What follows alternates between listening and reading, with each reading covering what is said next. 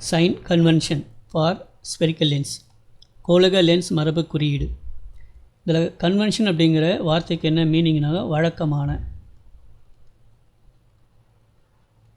Sign அப்படின்னா என்னென்னு தெரியும், ப்ளஸ்ஸு அப்படி இல்லைன்னா மைனஸு. இந்த ப்ளஸ் மைனஸ் சைனை வந்து ஸ்பெரிக்கல் லென்ஸில் கண்டிப்பாக நம்ம யூஸ் பண்ணி ஆகணும். அது ஏன் யூஸ் பண்ணணும், எதற்காக யூஸ் பண்ணணும், இப்படி யூஸ் பண்ணணும்னா என்ன பிரச்சனைகள் வரும் அப்படிங்கிறத பற்றின வீடியோ தான் இது. இதை சாதாரணமாக தியரட்டிக்கலாக எக்ஸ்பிளைன் பண்ணால் அவ்வளோவா புரியாது. ஒரு சின்ன எக்ஸாம்பிள் மூலிமா பார்க்கலாம். இது வந்து ஒரு கான்வெக்ஸ் லென்ஸோட ரே டயக்ராம். ஆப்ஜெக்ட் வந்து பிளேஸ்ட் அட் 2f1. இந்த ஆப்ஜெக்ட் வந்து ஆப்டிக்கல் சென்டர்லேருந்து இருக்கிற இந்த டிஸ்டன்ஸ் இருக்குது இல்லையா, இதை வந்து நம்ம என்னென்னு எடுத்துக்கிறோம்னாக்கா யூன்னு எடுத்துக்கிறோம். அதேமாரி இது image distance from the optical சென்டரை வந்து நம்ம வி அப்படின்ற சிம்பிளை யூஸ் பண்ணி ரெப்ரசன்ட் பண்ணுறோம். அந்த மாதிரி ஆப்டிக்கல் சென்டர்லேருந்து ஃபஸ்ட்டு ஃபோக்கஸ், இதோடைய டிஸ்டன்ஸ் தான் ஃபோக்கல் லென்த், அதை வந்து ஸ்மால் எஃப் அப்படிங்கிற சிம்பிளை யூஸ் பண்ணி ரெப்ரசன்ட் பண்ணுறோம். இப்போ இந்த டயக்ராமில் சப்போஸ் இந்த லென்ஸோடைய ஃபோக்கல் லென்த்து நமக்கு 20 சென்டிமீட்டர் அப்படின்னு தெரியுதுன்னு வச்சுக்கலாமே.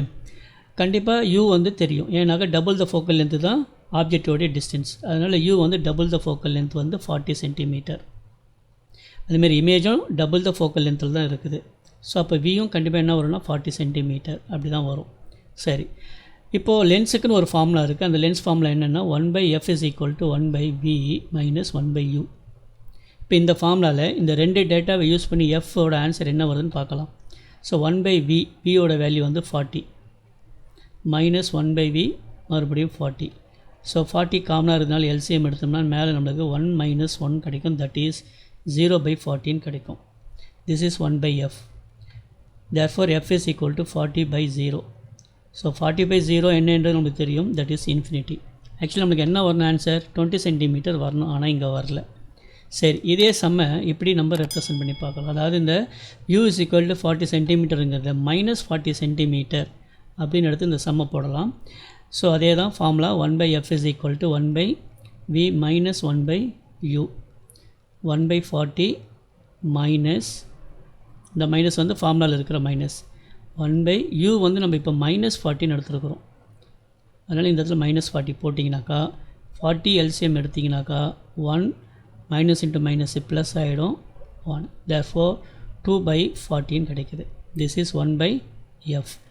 therefore f is equal to 40/2 which is equal 20 centimetre. இப்போ தான் நமக்கு தேவையான ஆன்சர் வந்திருக்குது.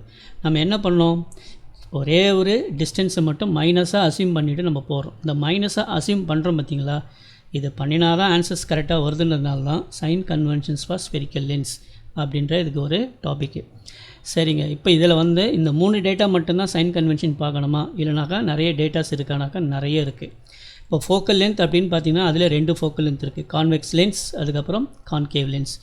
யூங்கிறது ஆப்ஜெக்டோட டிஸ்டன்ஸு ஒன்று தான், விங்கிறது பார்த்திங்கன்னா 2 வரும், ரியல் இமேஜுக்கு வரும், வர்ச்சுவல் இமேஜுக்கு வரும். இது இல்லாமல் பவர் அப்படின்னு ஒரு ஃபார்முலா இருக்குது, power of the lens that is reciprocal of the focal length. So கண்டிப்பாக பவரும் நம்ம வந்து கண்டுபிடிச்சாகணும். எப்படின்னா கான்வெக்ஸோட பவருக்கு என்ன சைன் கன்வென்ஷன், கான்கேவ் லென்ஸோட பவருக்கு என்ன சைன் கன்வென்ஷன், அதையும் பார்த்தாகணும். இதுக்கப்புறம் மேக்னிஃபிகேஷன் ஒரு விஷயம் இருக்குது. மேக்னிஃபிகேஷன் அப்படின்னா ratio of the height of the image to height of the object. இந்த இடத்துல h' இமேஜோட ஹைட்டு, ஹெச்ங்கிறது ஆப்ஜெக்டோட ஹைட்டு. ஆப்ஜெக்டோட ஹைட்டுங்கிறது ஒன்று தான் வரும், அது பிரச்சனை இல்லை. ஆனால் இமேஜோட ஹைட்டுன்னு பார்த்தீங்கன்னா இமேஜ் 2 இருக்குது இல்லையா, ரியல் இமேஜ் வர்ச்சுவல் இமேஜ். அப்போ இதுக்கு 2 சைன் கன்வென்ஷன் பார்க்கணும். அதேமாதிரி மேக்னிஃபிகேஷனும் 2 ஆகிடும். அப்போ அதோட 2 சைன் கன்வென்ஷன்ஸ் பார்க்கணும்.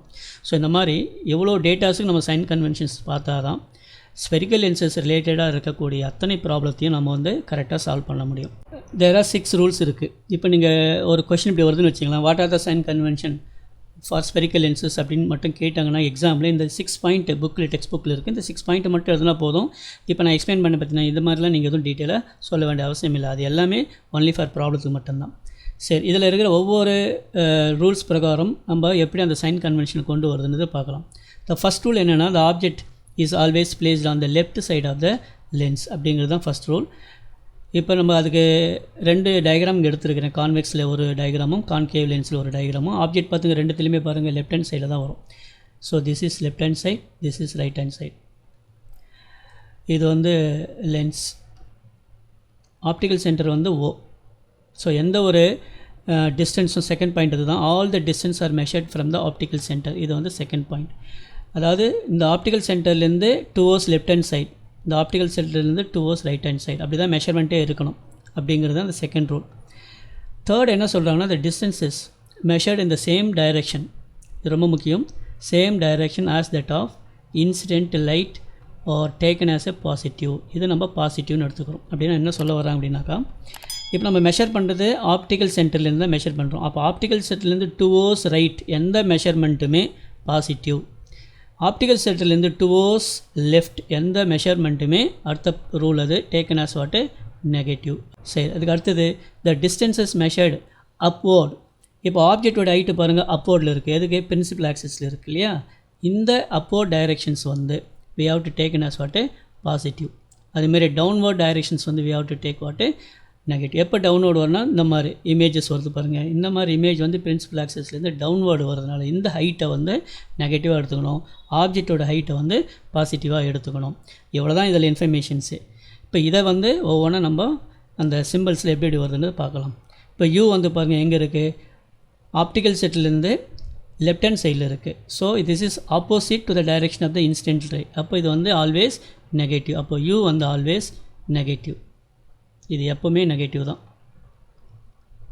ஏன்னா ஆப்ஜெக்ட் கண்டிப்பாக லெஃப்ட் ஹேண்ட் சைடில் தான் வைக்க போகிறோம், அது ரைட் ஹேண்ட் சைடில் கொண்டு வர போகிறதே கிடையாது. அதனால் ஆல்வேஸ் இது நெகட்டிவ். சரி, அடுத்தது image distance for real image. இப்போ இந்த ரெண்டு டயக்ராமில் இது ரியல் இமேஜ், இது வந்து வர்ச்சுவல் இமேஜ். இப்போ ரியல் இமேஜ் எந்த இடத்துல வருது? ஆப்டிக்கல் செட்லேருந்து ரைட் ஹேண்ட் சைடில் வருது. ஸோ அதனால் இது வந்து பாசிட்டிவ். இது ரியல் இமேஜ் வந்து பாசிட்டிவ். அப்போ வர்ச்சுவல் இமேஜ் எங்கே வருது? ஆப்டிக்கல் செட்லேருந்து லெஃப்ட் ஹேண்ட் சைடில் வருது. இதுதான் வர்ச்சுவல் இமேஜ். ஸோ அது வந்து நெகட்டிவ். அதேமாதிரி focal length of the convex lens. இது வந்து நம்ம கன்வென்ஷனாக தான் யூஸ் பண்ண போகிறோம். ஏன்னா ரெண்டு லென்ஸ் டிஃப்ரென்ஸ் வேணுமே இல்லையா? அதனால் ஸோ கான்கேவுக்கு வந்து நம்ம என்ன யூஸ் பண்ணோம்னா மைனஸ் யூஸ் பண்ணுறோம், கான்வெக்ஸ்க்கு நம்ம என்ன யூஸ் பண்ணோம்னா பாசிட்டிவ் யூஸ் பண்ணுறோம். Okay, height of the object ஏற்கனவே சொல்லிட்டேன் above the principal axis. So அதனால் அது ஆல்வேஸ் பாசிட்டிவ். அதுமாரி height of the real image. இப்போ ரியல் இமேஜ் எதுனா இதுதான். அதோட ஹைட் வந்து பார்த்தீங்கன்னா பிரின்சிபல் ஆக்சிஸுக்கு டவுன்வர்டில் தான் மெஷர் பண்ணி ஆகணும். ஸோ அப்போ அது வந்து ஆல்வேஸ் நெகட்டிவ். வர்ச்சுவல் இமேஜ் பாருங்கள், இது virtual image above the principal ஆக்சிஸில் இருக்குது. அப்போ இது ஆல்வேஸ் பாசிட்டிவ். அதேமாரி magnification of the real image. Magnification எப்படின்னு சொல்லிட்டோம், ஃபார்முலா வந்து m is equal to h dash by h. இப்போ இந்த h டேஷுக்கு என்ன வருது, ஹெச்சுக்கு என்ன வருது, அதுதான் நம்ம மேக்னிஃபிகேஷன். இப்போது இந்த h வந்து ஹைட் ஆஃப் த ஆப்ஜெக்ட்டு அது ஆல்வேஸ் பாசிட்டிவ் தான். அப்போ இதை வந்து நம்ம பெரிய விஷயமாக எடுத்துக்க வேண்டிய அவசியமே இல்லை. இப்போ இந்த h டேஷ் எப்படி மாறுதோ அது மாதிரி m மாறி ஆகும். இப்போ h டேஷ் ஏற்கனவே நம்ம பார்த்துட்டோம் நெகட்டிவ் ஃபார் ரியல் இமேஜ். அதுமாதிரி மேக்னிஃபிகேஷன் ஃபார் ரியல் இமேஜும் என்ன வரும், நெகட்டிவ் தான் வரும். அதேமாரி மேக்னிஃபிகேஷன் ஃபார் வர்ச்சுவல் இமேஜுக்கு வந்து என்ன வரும்னாக்கா பாசிட்டிவ் வரும். சரி, அடுத்தது power of the lens. Power வந்து 1/f. அப்போ இது ஃபோக்கல் லென்த்தை பேஸ் பண்ணி தான் இதோட சைன் கன்வென்ஷன் இருக்குது. ஃபோக்கல் லென்த் ஏற்கனவே கான்கேவுக்கு நம்ம என்ன அசியூம் பண்ணிக்கிறோமோ அதே தான் இதுக்கும் வரும். ஸோ கான்வெக்ஸ் லென்ஸுக்கு வந்து ஃபோக்கல் லென்த் வந்து பாசிட்டிவ் நம்ம அசியூம் பண்ணியிருக்கிறோம், கான்கேவுக்கு நெகட்டிவ் அப்படி நம்ம அசியூம் பண்ணிக்கிறோம். அதனால் பவர் ஆஃப் த லென்ஸோட சைன் கன்வென்ஷனும் இப்படி தான் வரும். இது ரொம்பவும் கிளம்ஸியாக இருக்குது அப்படின்னா இதை கொஞ்சம் ஷார்ட் பண்ணிக்கலாம். இப்போ வந்து யூ ஆல்வேஸ் நெகட்டிவ். அதுக்கப்புறம் வி அதாவது இமேஜ் டிஸ்டன்ஸ். அது வந்து பார்த்திங்கன்னா ரெண்டு இருக்குது, பாசிட்டிவ் இருக்குது நெகட்டிவ் இருக்குது. Positive for real image and negative for virtual image. இதுக்கப்புறம் focal length of the convex லென்ஸ்லேயும் பாசிட்டிவ் இருக்குது நெகட்டிவ் இருக்குது. Positive for convex lens, negative வந்து கான்கேவ் லென்ஸுக்கு. இப்போ ஃபோக்கல் லென்த்தும் பவரும் வந்து சேம் சைன் கன்வென்ஷன்றதுனால இது வந்து P and F இப்படி நம்ம ஞாபகத்தில் வச்சுக்கலாம். அதுக்கப்புறம் பார்த்தீங்கன்னா ஹைட் ஆஃப் த ஆப்ஜெக்ட் அது வந்து எப்போயுமே always positive. Next the height of the image, அதில் வந்து ரெண்டு சைன் கன்வென்ஷன் இருக்குது, plus and as well as minus. இப்போ பாசிட்டிவ் வந்து வர்ச்சுவல் இமேஜுக்கு வரும் and negative for real image. இதுக்கப்புறம் நம்ம பார்க்க போகிறது மேக்னிஃபிகேஷன். மேக்னிஃபிகேஷன் வந்து பார்த்திங்கன்னா ஹைட் ஆஃப் த இமேஜை பேஸ் பண்ணி தான் சைன் கன்வென்ஷன் வரதுனால இப்போ இந்த ஹைட் ஆஃப் த இமேஜ் இங்கே எழுதியிருக்கோம் இல்லையா, அதில் அப்படியே மேக்னிஃபிகேஷனையும் சேர்த்துக்கலாம். இந்த பாக்ஸ்குள்ளே இருக்கிற சைன் கன்வென்ஷன்ஸ் மட்டும் ஓரளவு ஞாபகத்தில் இருந்தாலே போதும். ஆல்மோஸ்ட் ஸ்பெரிக்கல் லென்சஸ் ரிலேட்டடாக வரக்கூடிய எல்லா ப்ராப்ளத்தையும் நம்மளை ஈஸியாக சால்வ் பண்ணிட முடியும். தேங்க்ஸ் ஃபார் வாட்சிங். Like, comment, share and subscribe the channel.